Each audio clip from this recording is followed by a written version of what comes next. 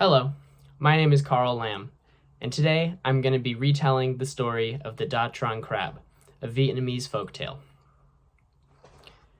Have you ever walked along the beach in the morning, felt the cool morning breeze, heard the muted waves? If you look closer at the life, you can see crabs darting from hole to hole, digging, just for the waves to wash their holes away. In Vietnam, these crabs are called the Da Trang crabs and are named after a man, a hunter who lived many years ago. Da Trang lived along the beach and, as I stated, was a hunter. His days would consist of waking up, looking out at the ocean, and heading to the forest. If he was lucky, he would come back with game. If he was unlucky, he would come back with nothing. But he lived a content life. On his way into the forest, he would always pass a shrine with 2 spotted snakes curled up beside it, basking in the sun. Now, Da Trang hated snakes and often thought of killing them, but as time passed, these snakes never hurt him, and so he began to leave bits of game for them. One day, on his way to hunt, he noticed a larger snake attacking the 2 snakes. Now, instinctually, he pulled out his bow and shot the larger snake, wounding it, sending it into the forest, followed by one of the smaller snakes. However, the larger snake had taken the life of one of the smaller snakes, and so Da Trang buried it by the shrine out of pity. That night, he went to bed, and one of the other snakes visited him in his dreams. The snake, spotted and shiny, appeared before him and said, "You have honored us by burying my wife next to the shrine. In return, I offer you this gift." Out of the snake's mouth dropped a pearl, brilliant and blue. It landed on Da Trang's pillow. When he awoke, he looked to his left and saw the pearl was still there. Now, as anyone would do, Da Trang wanted to keep it somewhere safe, as this was a gift from his dreams. And so he put it in his mouth. Now, that day, he walked to go hunt, and he overheard some crows talking. They said, "Ha! Can you believe how stupid that pig is, sleeping by that tree? Ha! Ha! 100 meters.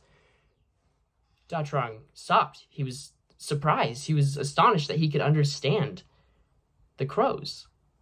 So he looked up and responded. He said, "Where is this pig you speak of?" And the crows told him, "Ha! 100 meters in front and to the left by the creek." Now, this was easy game, so he asked the crows to lead him to it, and they did. Upon killing the pig, Da Trang asked what he could do in return for this gift, and the crows asked that he leave the entrails of his game for them. Now, this went on for a while. He would go out hunting, take the advice of the crows, and he would come back with game. He was never hungry. However, one day, after leaving the entrails, another animal took it. And upon returning to the crows, he realized that they had not gotten food, and they had assumed that he had just lied about leaving it for them. And so they became very upset, and they broke out in a fight and ended up insulting him. And in a fit of rage, Da Trang pulled an arrow out of his quiver and shot it at the crow. Now, the crow evaded it and caught it with its claws. And flying away, it screamed its revenge. Ha! Ha! Ha! Now, 5 days later, a man was found dead in the river with an arrow in his back. The crow had placed it there. And Da Trang knew this, but the people who found the man's family, the man's kids did not. And so Da Trong was arrested. He was sent to jail, and there he rotted away without his job. He became very bored, but he still had his pearl to entertain him. And so he would spend a lot of his time listening to the birds outside, listening to the animals speak. And the guards thought him crazy because he would often be caught talking to animals. But one day he overheard two mice scurrying around and speaking to each other, saying, Can you believe the king is leaving his grain unguarded like this? We have so much grain that we're able to steal so easily from the king. And Da Trong heard this, and he immediately told the guard. He said, Guard, the mice are stealing the grain. You need to tell the king to guard his grain better. And the guard thought he was insane. And so it took a lot of convincing, but eventually the guard said, okay, I'll relay it up to the king. And this process took slow because this is not of high priority. But by the time it got to the king sent someone to inspect the mill and the grain storage. And sure enough, a lot of the grain was missing and there were holes in the wall. And so he patched it up, and he patched it up and less grain was stolen. Now, more time went on, and Da Trong kept talking to animals. And one day, he was sitting in his cell, looking bummed out, and he noticed ants crawling along the ground, carrying food and eggs. Now, he asked them, Why are you carrying all your food and eggs? Why are you carrying your supplies? Are you not happy? And the ants looked up at him and said, There is a flood coming, the biggest flood in many, many years, and we are moving to higher ground. Now, upon hearing this news, Da Trong immediately alerted the guard. He said, Guard, there's a flood coming. It's going to kill everyone. If the king doesn't hear about this and move everyone uphill, thousands will die. And the guard took him a lot seriouser this time. A lot more seriously. And he told the king immediately. Now, the king also took this seriously and moved everyone uphill, despite this news coming from a crazy prisoner. But 3 days later, a flood came, the biggest flood in a very long time, and it wiped out all of the houses and all of the farms, but thousands were saved.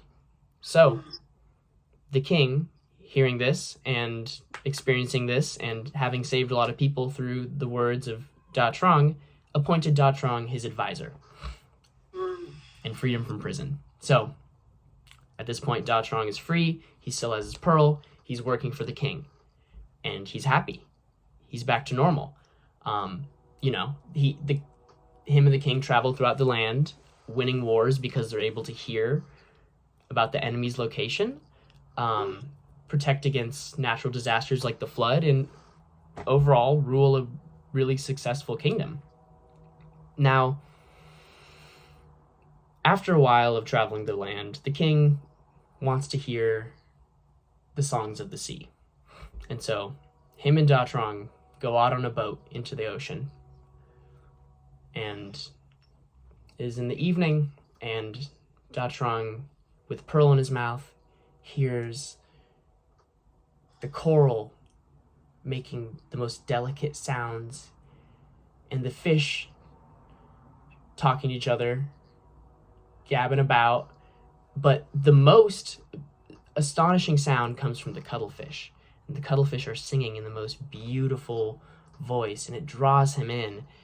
And it's so beautiful and astonishing and out of the blue and just like nothing he's ever heard. And so he starts laughing. And in laughing, he drops the pearl out of his mouth into the ocean. Now, without the pearl, he feels useless. And so he begs the king to demand that the king send divers to look down for it day and night. And they do, to no avail. And Da Trong becomes so desperate that he tries to get the king to order his guards to fill the ocean with sand until the pearl turns up. And at this point, the king is like, this pearl does not mean that much to me. I am okay with this. You're fired. You can go look for the pearl. on the shore. And so Da Trang, obsessed with this pearl and obsessed with finding it, looks for it on the shore day and night, digging up holes along the shore just for the waves to fill them back in. And he dies an unhappy man, and he's asked to be buried on the beach so in his afterlife he can continue his search for the soul, or for the pearl. And so time goes on, and you're walking down the beach and you hear the muted sound of the waves and notice the cool ocean smell, and you notice those little crabs digging holes in the beach just for the wave to wash them away, just for them to scurry back into their holes.